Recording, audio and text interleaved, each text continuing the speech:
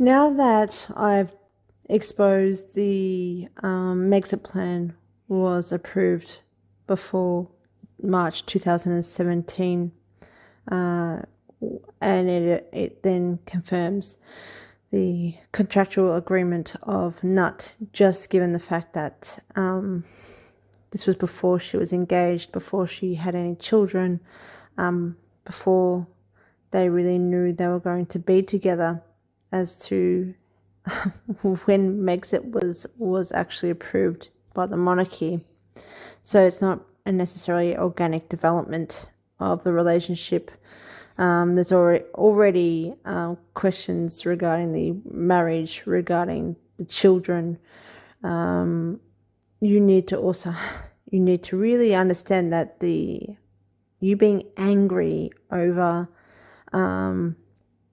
Nut and Todge as identities, as people, as narcissists, as abusers. You really don't know that, as much as you don't know who William or Catherine are, who Charles is. If anything, you need to be assessing their actions and what they actually do and advocate towards, and their hypocrisy and the irony of many of their actions. For example, homelessness, and knowing very, very well the central banking policy that created inflation during COVID, as well as being in charge of all the migration housing and the reasons behind the mass migration. So anything to do with poverty or not having enough housing, or rents going up, would be directly linked to the monarchy, because they're connected to Serco and they're connected to the Bank of England. And they would very much know about this, because it's always also under the UK government or City of London, for which they're a part of. So they would know these things. If anything, if you just want to take it to a minimum, they would be aware of everything that's happened. So them advocating and being the good guy of the vaccines, of the homelessness, are all symptoms of the very things that they've helped create. Or being a bystander of, whichever way you want to put it, it's still a massive, serious issue. And now we have Kensington Palace directly unveiling that William is a global statesman. And only weeks before, we had Vanity Fair confirming the transition was complete, or transformation was complete, with Harry, that he is now a global statesman. So you can see that they are under monarchy instruction, and the unveiling is occurring as we speak, right in time for 2025. So a part of the plans that aren't ours, the system is meant to be unveiled before us in 2025. So I'm not surprised if all this is going to come out. And that's why I've still been allowed to put up these videos, even if I've been heavily controlled and censored. So anyway, I want to go through something with you that completely takes away the stepping away from the royal family. You should now know, if Harry's a global statesman and if William is a global statesman, there's never been a stepping away or down from the monarchy with Todge and Nut. This has all been a part of the Megxit plan. This whole thing has been a part of everything that's happened over the last, since COVID, and it's been long planned, as in, I see that, I reckon my guesstimate with Nut signing a contract with the monarchy would be roughly around 2011. So it's been that long, 14 years of having this agreement and playing this role and everything else, and being built up. So yeah, this is a link of the Duke and Duchess of Sussex page on the royal.uk. And something has really stood out to me that I really want you to take note. It's, in general, it is the conclusion of Todger's supposed working royal life by the end of that in 2020, which we know didn't happen. But, his role changed from being a traditionalist working royal, as did William's, at the same time with Earthshot. He had Travelist, William had Earthshot. They both commenced at the same time. That was a part of the restructure. So both of their roles changed. It was just that one was publicly a part of the narrative and one wasn't. At all costs, William has been protected because William plays a key role to globalism and to what is to come. That's apparent. Todge paves a way for William to do so. That has been his primary role and sole objective, and that's why you have the butchering of his fake constructed PR identity and what he's done, the spare book, the Netflix deals, the Me You Can't See, all that bullshit, all the outrage of wanting to kill his father and all that stuff is meant to pave the way and not get you to really think about this assignment. But this paragraph is really, really important, and I want you to read it and to acknowledge it before, if it ever gets taken down, I want you to see it.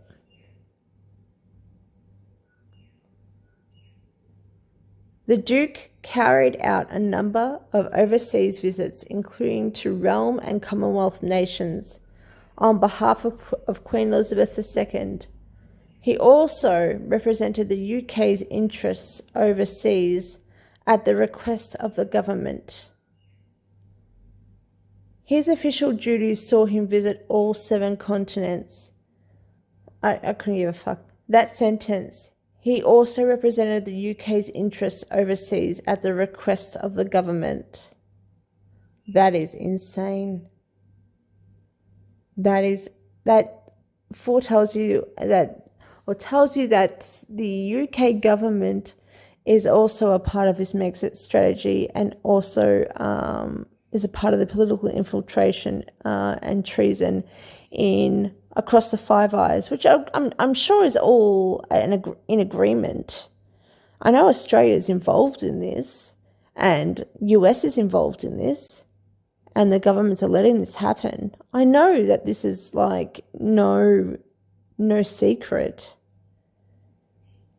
And I know this is a part of the move of them being global statesmen. But who do you think is in power here? It's not the US government. It's not the Australian government. They are responding. They are in partnership. But why would it be so paramount that these 2 princes become global statesmen? But this proves that it hasn't just been a ceremonial constitutional role of the Queen, under the Queen or under the King. I don't even know if he's king, really. That coronation speech was very different to how it should be spoken, as somebody has pointed out online. But I find it very, very interesting that this is actually public. I didn't even know this was here. Represented the UK's interests overseas at the request of the government. So that breaches the entire existence of the monarchy.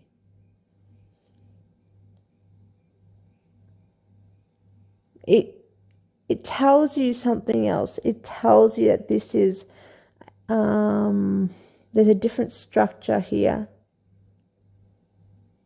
This has to be related to the Empire, the British Empire, and the Crown. There's just no way of going about it. And they work in unison. So it's just, it's phenomenal. It's phenomenal. While Kensington Palace have now stated that William is a global statesman. So then you can also connect all of the mainstream media, including Harry's and Nutt's, has not been under the orchestration of Nutt or Harry or Todge. It's been under the orchestration of the monarchy, as I keep saying, because if Vanity Fair comes out with Harry's now a global statesman weeks earlier, and Kensington Palace is now saying those exact words about William, Kensington Palace themselves, they have been the ones that have orchestrated this entire mega PR campaign and identity construction of the two. They have it so controlled, so polished. And for you to have something so controlled universally, you have to really wonder who is in charge here. In America, in Australia, in Canada, in Europe, everywhere. For this to literally take place and has been done so successfully and succinctly, simultaneously across the world. This is big. This is really big. While representing the UK government, when the agreement as to why the monarchy exists is to just be ceremonial and not be involved in UK government, that's high treason. So the royal family is literally telling us that that is a lie. In this one sentence, they're telling us this is a lie. That is not the agreement. That is the agreement we are led to believe, as to why we have a Commonwealth, as to why we have the monarchy, that they somehow survived compared to other monarchies because they have this agreement. What a lie. This goes back to like hundreds of years ago. This is phenomenal. This is really, really big. If you are British or you are under the Commonwealth, you understand. This is serious. This is like the fundamentals, the fundamental existence of the monarchy and why they exist. So they are something else entirely. They are not who they say they are. I mean, of course, being in charge and orchestrating so many things of late within the last couple of years, they definitely aren't who they say they are. But they are literally telling you in this sentence, on their website, under their logo, under the full representation of the monarchy, under the Queen, under the King. I find that, I'm just like, my mouth is on the floor. So take note of this, of the situation that we are really in. It's hard to believe that we've been deceived when this is public information, but we still have. The Commonwealth Constitution, it wouldn't exist. Commonwealth of Nations wouldn't exist if they knew this. If this was public. Obviously all the governments know this within the Commonwealth, but the public, if they knew this, there'd be no reason for the Commonwealth of Nations. Because what you're saying is, what they're saying is, the UK government and the monarchy work in hand with one another.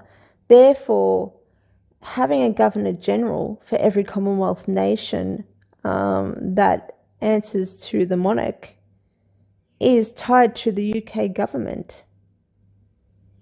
And so that's political interference, as it is. And that's literally still the UK government or the British Empire infiltrating our governments or ruling our governments and making key decisions. I mean, you've got Chatham House, but you've also got this happening. It's phenomenal. Yeah, the mind boggles. Also add that this also ties into the whole plan of Megxit, that in my last series of videos called The Courtier's Megxit, it showed through their own publications that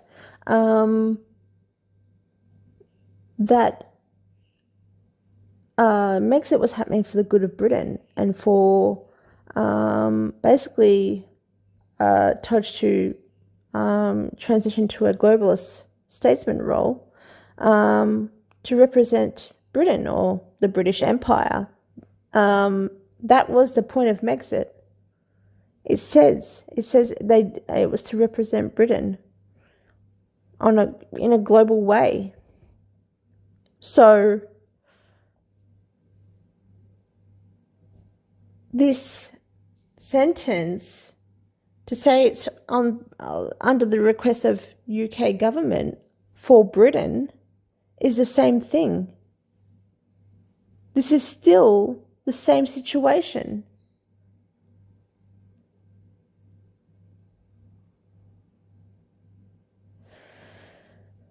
I didn't even know that they had published this. I just found this on a post and I went to look it up to see if it was genuine.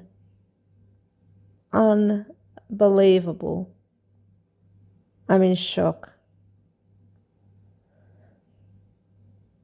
Yeah. I thought the Megxit Agreement expose was enough. I've been doing all this work and yet here they are saying it themselves so explicitly.